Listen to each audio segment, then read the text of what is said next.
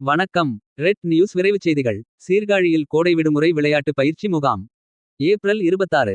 தமிழ்நாடு விளையாட்டு மேம்பாட்டு ஆணையம். மயிலாடுதுறை விளையாட்டு பிரிவு சார்பாக சீர்காழி பகுதியில் கோடை விடுமுறைகால பயிற்சி முகாம். தமிழக அரசின் சார்பில் சபாநாயகர் முதலியார் இந்து மேல்நிலைப்பள்ளி விளையாட்டு மைதானத்தில் பயிற்சி நடைபெற்றது. மயிலாடுதுறை மாவட்ட விளையாட்டு அலுவலர் ஆலோசனையின்படி சீர்காழி பகுதியில் உள்ள 50க்கும் மேற்பட்ட பள்ளிமாணவர்கள் கலந்து கொண்டு பயிற்சி பெற்றனர்.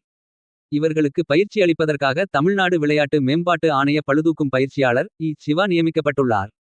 இவர்களுக்கு தினந்தோறும் காலை 6:30 மணிக்கு பயிற்சி அளிப்பதுடன் மயிலாடுதுறை மாவட்ட ஆட்சியர் அவர்களின் சார்பில் முகாமில் கலந்து கொண்டதற்கான நற்சான்றிதழ்களும் தினந்தோறும் விளையாட்டு வீரர்களுக்கு சிற்றுண்டியும் வழங்கப்படும்.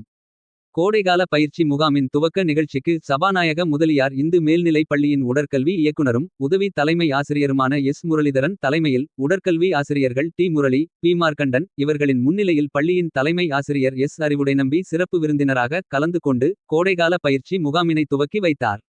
மேலும் நிகழ்ச்சியில் உடற்கல்வி ஆசிரியர்கள் சக்திவேல், ராகேஷ், கபிலன் ஆகியோர் பயிற்சியாளர்களாக கலந்து கொண்டு சிறப்பித்தார்கள். இதில் மாணவர்களின் பெற்றோர்கள் கலந்து கொண்டு சிறப்பித்தனர். ரெட் நியூஸ் செய்திகளுக்காக செய்தியாளர் ஜி. கே. ராஜீவ்.